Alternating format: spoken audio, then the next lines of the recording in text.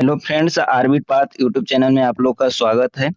हम लोग पढ़ रहे हैं भारतीय अर्थव्यवस्था और भारतीय अर्थव्यवस्था का कल एक टॉपिक बहुत अच्छे से क्लियर किए थे। इसका जो बेसिक होता है उसको हम लोग देखे थे। आज है भारत की राष्ट्रीय आय। ठीक है, तो हम लोग क्या कर रहे हैं, वन लाइनर के फॉर्मेट में पढ़ते जा रहे हैं बहुत अच्छे तरीके से। तो आइए देखते हैं राष्ट्रीय आय। राष्ट्रीय आय का क्वेश्चन करने से पहले अगर राष्ट्रीय आय को जान लेते हैं कि राष्ट्रीय आय क्या होता है तो आपके लिए बेस्ट होगा। तो राष्ट्रीय आय क्या होता है, तो किसी भी देश का अगर पिछले एक वर्ष का अगर उत्पादित क्या किसी भी देश का पिछले एक वर्ष में जो उत्पादित सभी अंतिम वस्तुएं हैं, ठीक है, सभी अंतिम वस्तुएं और जो सेवाओं का कुल मौद्रिक मूल्य क्या होता है, राष्ट्रीय होता है, जिसमें मौद्रिक मूल्य में क्या होता है, मजदूरी, लाभ, किराया, ब्याज सभी क्या होते हैं, शामिल होते हैं। ठीक है, तो इतना आपको याद रखना है कि राष्ट्रीय आय क्या होता है। अगला क्वेश्चन है वह क्या है कि भारत की राष्ट्रीय आय का प्रमुख स्रोत क्या है, तो कृषि क्षेत्र। क्या है, कृषि क्षेत्र की जैसे जैसे अर्थव्यवस्था विकसित होती है राष्ट्रीय आय में तृतीय क्षेत्र का अंश बढ़ता जाता है। तृतीय क्षेत्र का क्या करता है, अंश बढ़ता जाता है। अगला क्वेश्चन है, देश में राष्ट्रीय न्यायाधीश की स्थापना कब हुई थी। अगर क्वेश्चन पूछ दे देश में राष्ट्रीय न्यायाधीश की स्थापना कब हुई थी, तो 1950 ईस्वी में बता देंगे। अगला क्वेश्चन है, केंद्रीय सांख्यिकीय संगठन की स्थापना कब हुई है, तो 1956 ईस्वी में केंद्रीय सांख्यिकीय संगठन की स्थापना हुई है 1956 में। अगला क्वेश्चन कह रहा है कि राष्ट्रीय आय क्या है। राष्ट्रीय आय क्या है, तो हम सिंपल भाषा में बताए थे कि पिछले एक वर्ष में उत्पादित सभी अंतिम वस्तुओं और सेवाओं का कुल मौद्रिक मूल्य, उसी को बताया है, उत्पादन लागत लागत पर निबल देशीय उत्पाद। ठीक है, अगला क्वेश्चन है कि भारत की राष्ट्रीय आय अनुमानित होती है केंद्रीय सांख्यिकी संगठन द्वारा। ठीक है, केंद्रीय सांख्यिकी संगठन द्वारा क्या होती है, भारत की राष्ट्रीय आय अनुमानित होती है। अगला क्वेश्चन है, किसी राज्य की प्रति व्यक्ति आय सबसे अधिक होती है, मतलब किस राज्य की प्रति व्यक्ति आय सबसे अधिक है, तो किसकी है, गोवा नहीं है, इस समय तेलंगाना है। कौन है, तेलंगाना।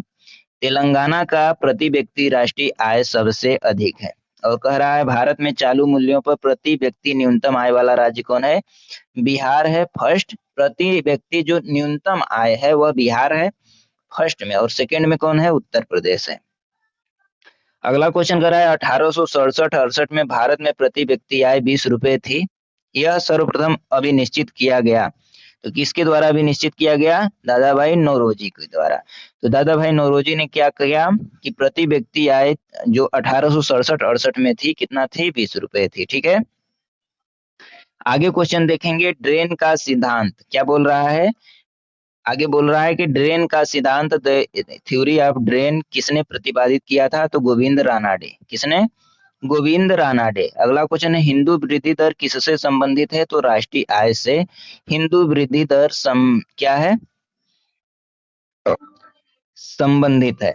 अगला क्वेश्चन है, भारत में राष्ट्रीय आय का आकलन सबसे पहले किसने किया था, तो दादा भाई नौरोजी ने। ठीक है, अगला क्वेश्चन है, भारत में राष्ट्रीय आय समको का आकलन किसके द्वारा किया जाता है, तो केंद्रीय सांख्यिकी संगठन द्वारा राष्ट्रीय आय का क्या किया जाता है, आकलन किया जाता है। इसको याद रखेंगे, केंद्रीय सांख्यिकी संगठन। राष्ट्रीय आय की बात आए तो केंद्रीय सांख्यिकी संगठन की बात को याद रखेंगे, क्योंकि यही उसका आकलन करता है। अगला क्वेश्चन है कि भारत में राष्ट्रीय आय का आकलन करने के लिए उत्तरदायी सरकारी एजेंसी है। फिर से वही क्वेश्चन है, केंद्रीय सांख्यिकी संगठन। ठीक है, आगे क्वेश्चन दिया गया है कि किसी भी देश की आर्थिक समृद्धि, क्या बोल रहा है, किसी भी देश की आर्थिक समृद्धि का सबसे उपयुक्त मापदंड है उसका उसका क्या मापदंड है, प्रति व्यक्ति उत्पाद। जो प्रति व्यक्ति उत्पाद है उसकी आर्थिक जो समृद्धि है उसका सबसे उपयुक्त मापदंड है। ठीक है, अगला क्वेश्चन जो कह रहा है कि किस देश की आर्थिक समृद्धि का सबसे उपयुक्त मापदंड है, उसका प्रति व्यक्ति वास्तविक आय, वही बोल रहा है, वही क्वेश्चन है, फिर से रिपीटेड। ठीक है, अगला जो क्वेश्चन कर रहा है, भारत की अर्थव्यवस्था है मिश्रित अर्थव्यवस्था। इसको कल भी पढ़े थे कि जो भारत की अर्थव्यवस्था है वह क्या है, मिश्रित अर्थव्यवस्था है। अगला क्वेश्चन है, मिश्रित अर्थव्यवस्था का तात्पर्य क्या है, तो मिश्रित अर्थव्यवस्था जहां बी ऑप्शन होगा, जहां निजी और सार्वजनिक दोनों क्षेत्र की विद्यमानता होती है वह क्या होता है, मिश्रित अर्थव्यवस्था होता है। अगला क्वेश्चन है कि 2001 वर्ष के दौरान सकल घरेलू उत्पाद वृद्धि दर क्या रही थी, तो 5.4% रही थी। वहीं 2023-24 की बात करें, 2023-24 की जो वर्तमान में नया है इसको पूछ सकता है, तो 6.4% क्या रही, वृद्धि दर रही। 6.4% क्या रही, वृद्धि दर रही। सकल घरेलू उत्पाद का मतलब क्या हो गया, जीडीपी।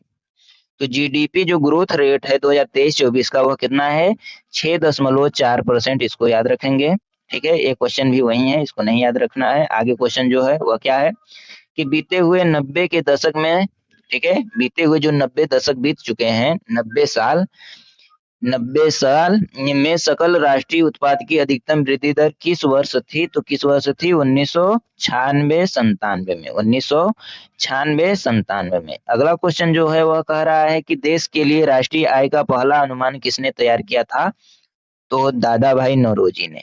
अगर राष्ट्रीय आय का आकलन की बात करें तो कौन है, दादा भाई नौरोजी ने अनुमान तैयार किया था, दादा भाई नौरोजी ने, ठीक है। अगर राष्ट्रीय आय की आकलन का बात करें कि कौन करता है, कौन सा संगठन करता है, तो कौन करेगा, केंद्रीय सांख्यिकी संगठन। इसको याद रखेंगे, 2 क्वेश्चन तो याद रखना ही है आपको। बाकी अगला क्वेश्चन क्या कह रहा है कि भारत में राष्ट्रीय आय समको का आकलन किया जाता है, किसके द्वारा किया जाता है, केंद्रीय सांख्यिकी संगठन सीएसओ द्वारा। ये एक बहुत इंपॉर्टेंट क्वेश्चन है, UPPCS, PCS, lower PCS, Jharkhand, UPPCS सब में पूछा गया है, ठीक है। इसलिए ये 2 क्वेश्चन तो याद रखना ही रखना है। फिर से वही क्वेश्चन कह दिया कि भारत में राष्ट्रीय आय का प्राकलन किया जाता है केंद्रीय सांख्यिकी संगठन द्वारा, ठीक है। इसका बार बार क्वेश्चन पूछने का मतलब क्या है कि आपको ये क्वेश्चन याद करवा दे, ठीक है। अगला जो क्वेश्चन है, आर्थिक विकास की में बेहतर माप कौन सी है, तो प्रति व्यक्ति आय। तो प्रति व्यक्ति आय क्या है, आर्थिक विकास की बेहतर माप है। अगला क्वेश्चन है कि प्रति व्यक्ति आय निकालने के लिए राष्ट्रीय आय को भाग दिया जाता है देश की कुल जनसंख्या से। तो देश की कुल जनसंख्या से क्या किया जाता है, राष्ट्रीय आय से भाग दिया जाता है, तो प्रति व्यक्ति आय निकल जाता है। जैसे राष्ट्रीय आय, ठीक है, राष्ट्रीय आय कितनी है, और ऊपर देश की कुल जनसंख्या, नीचे देश की कुल जनसंख्या, नीचे देश की कुल जनसंख्या रख देंगे तो प्रति व्यक्ति आय निकल कर आ जाएगा, ठीक है। आगे क्वेश्चन है, भारत की राष्ट्रीय आय के बारे में सही कथन क्या है, तो संयुक्त रूप से कृषि और उद्योग की अपेक्षा सेवाओं का प्रतिशत हिस्सा अधिक होता है, ठीक है। राष्ट्रीय आय में क्या होता है, संयुक्त रूप से कृषि और उद्योग की अपेक्षा सेवाओं का प्रतिशत क्या होता है, प्रतिशत हिस्सा क्या होता है, अधिक होता है। अगला जो चैप्टर होगा हम लोग का क्या होगा, मुद्रा और बैंकिंग।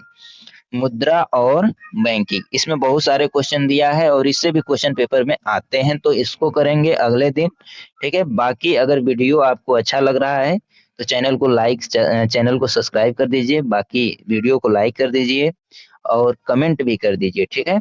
बाकी इसके बावजूद भी हम पॉलिटी पढ़ा रहे हैं, उसको भी जाकर देख सकते हैं। आज के लिए बस इतना ही, धन्यवाद।